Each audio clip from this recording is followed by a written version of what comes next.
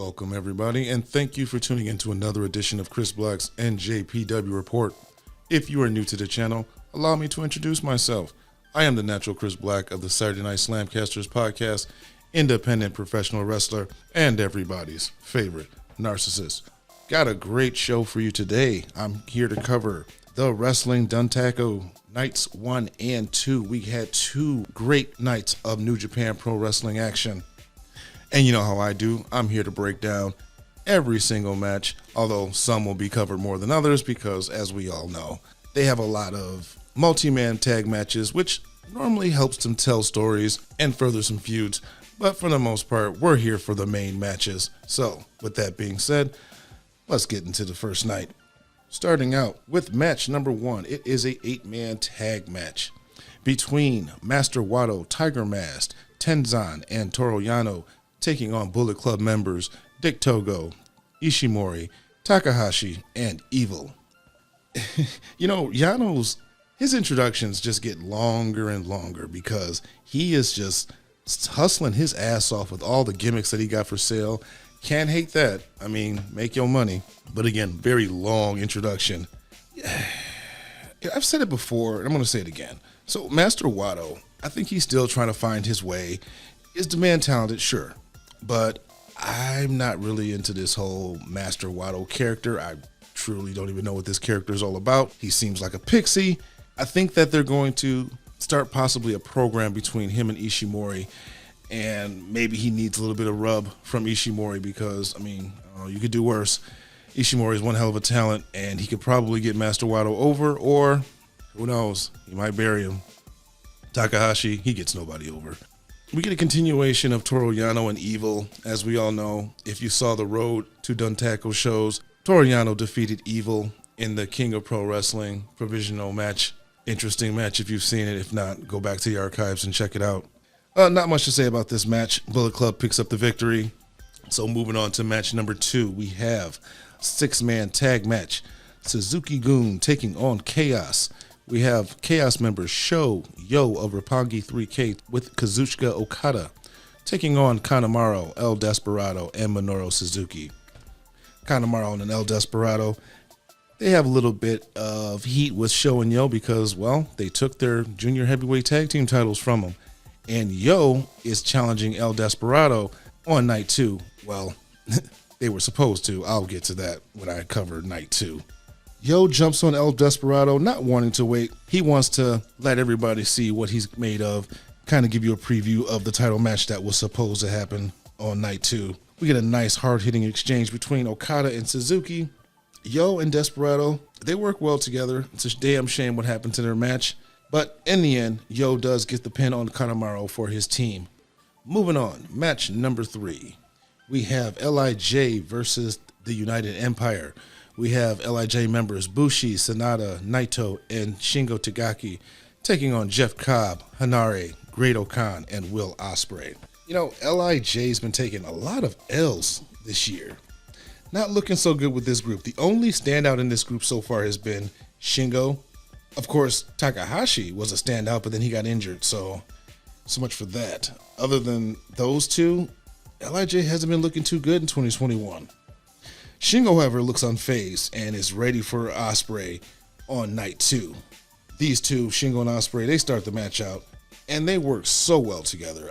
Man, if you have not watched their match from night 2, please go back and watch that match. Excellent match, excellent storytelling. You know, this match was not just to put over the match between Shingo and Ospreay. I would like to see a program between Naito and the Great-O-Kahn.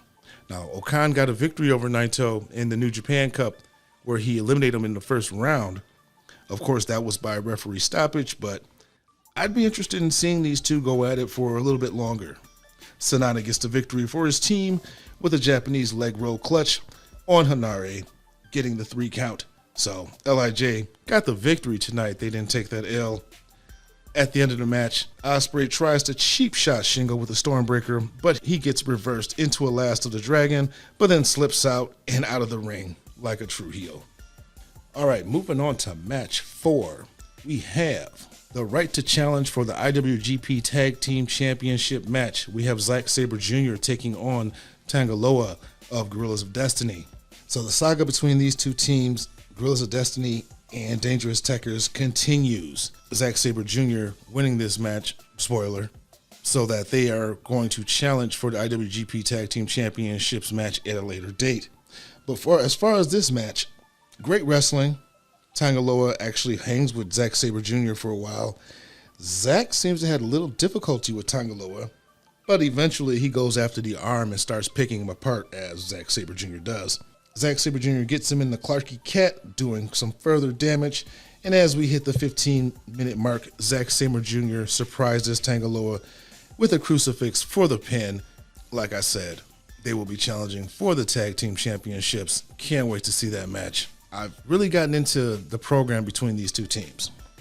Continuing the saga of Guerrillas of Destiny and Dangerous Tekkers, the very next match we have Tai Chi taking on Tama Tonga in an Iron Finger from Hell ladder match. This is only the second ladder match in New Japan history, so it's not a played out gimmick, not like some other companies. I'm not going to name names.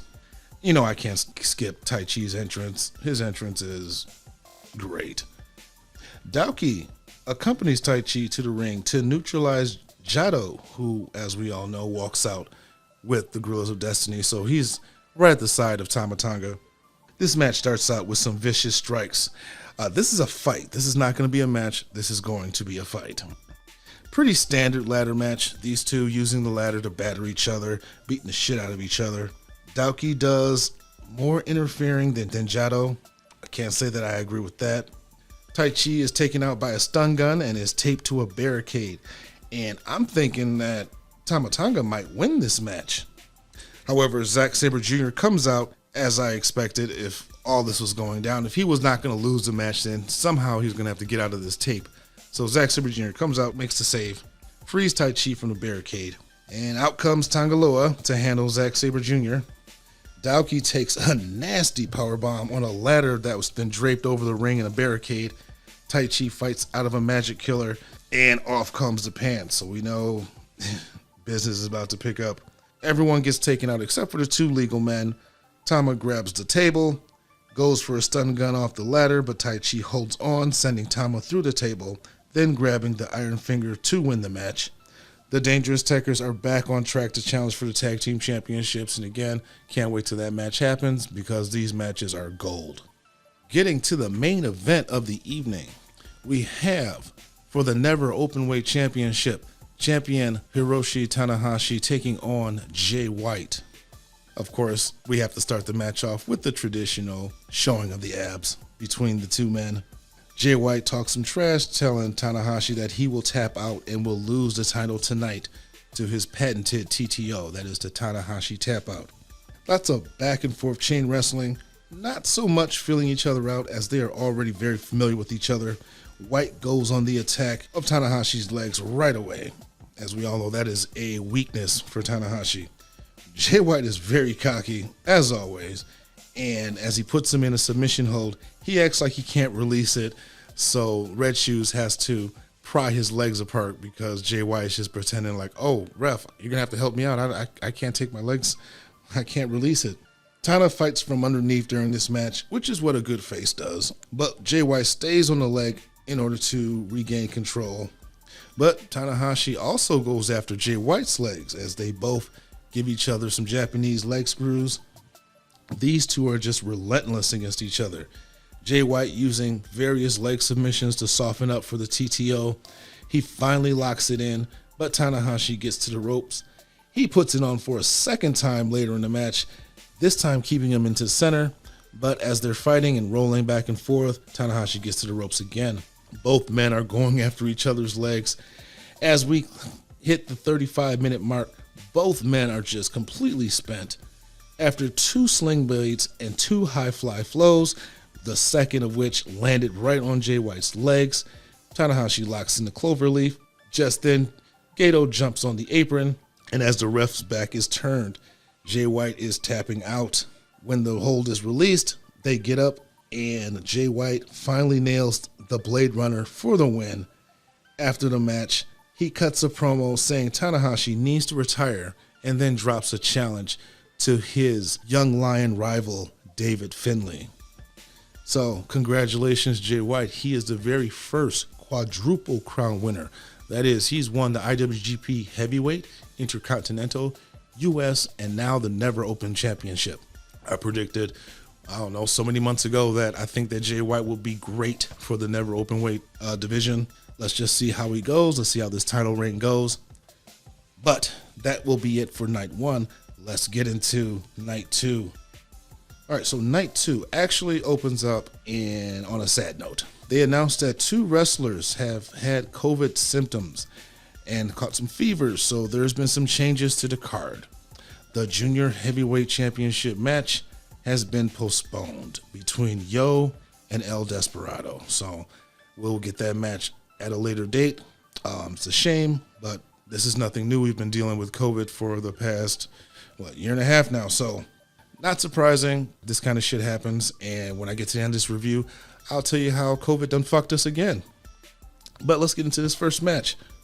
First match, we have a 6-man tag between Suzuki-gun members Daoki, Zack Sabre Jr., and Tai Chi taking on Bullet Club members Jado, Tangaloa, and Tamatanga. This feud continues as we move towards the tag title match. Starts out fast with the Dangerous Tekkers gaining the advantage, Guerrillas of Destiny taking control after attack on the outside. I am not tired of seeing these two teams go at it. These matches are absolutely brutal. Zack Sabre Jr. gets the win for this team by tapping out Jado. Moving on to match 2, we have Master Wato and Tenzan taking on the team of Ishimori and Yujiro Takahashi. Oh, Jesus Christ. They really need to repackage Master Wato. I have no idea what this man is doing. I don't know what direction they're going. Hopefully, they put him in with Ishimori. Maybe he can do something with him. Keep him far away from Yujiro Takahashi. Like I said in my earlier in the review, he gets nobody over. This is a fairly quick match with Ishimori defeating Wato. So I don't know. Maybe they won't have a feud, but I think he could use the rub. Moving on to match number 3. LIJ taking on United Empire once again. We have Bushi, Sanada, and Naito taking on Jeff Cobb, Hanare, and the Great-O-Kahn.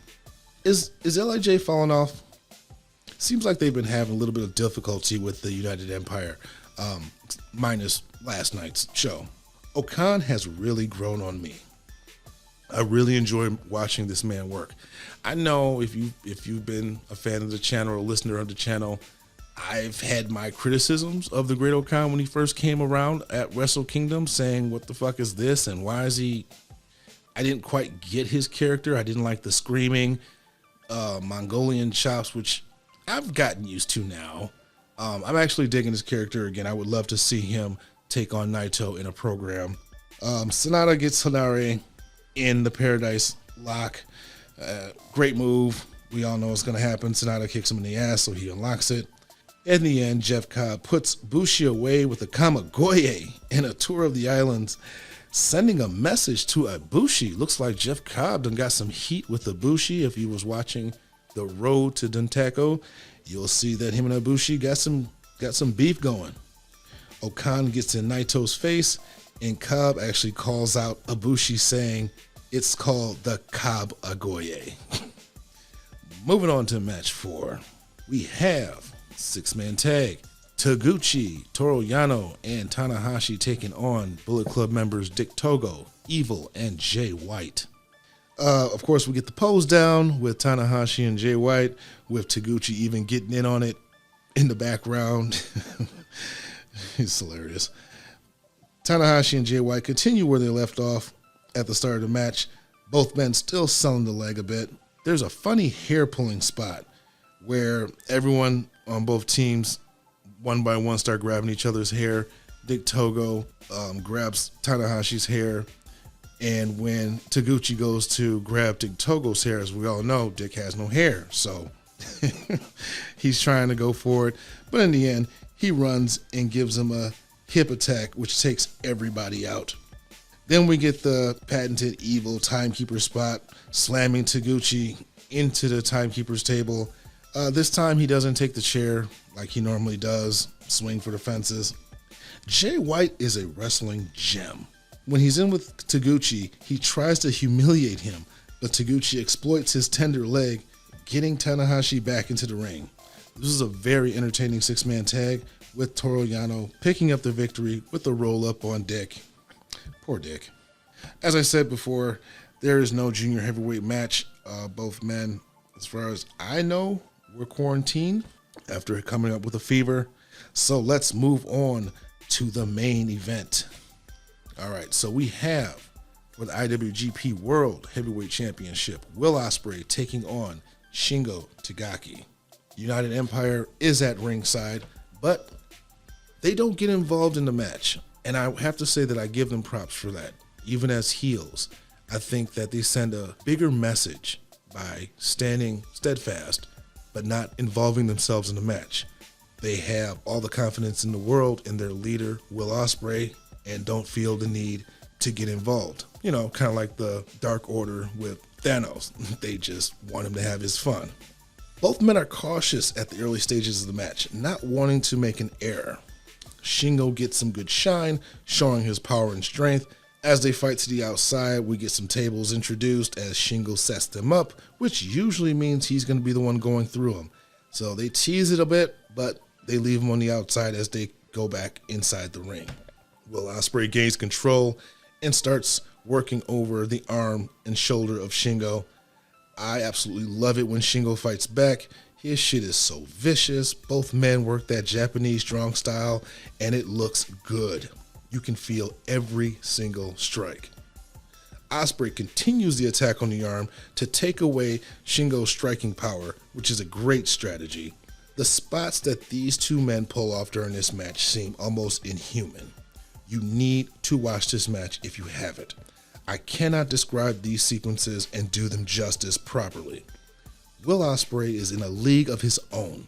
I cannot think of anyone else today who can do what that man can do in the ring. Yes, I'm putting him way the hell over. They fight on the apron, again teasing the tables, but Shingo then nails a Made in Japan, sending Ospreay and himself crashing through the tables. That shit looked devastating.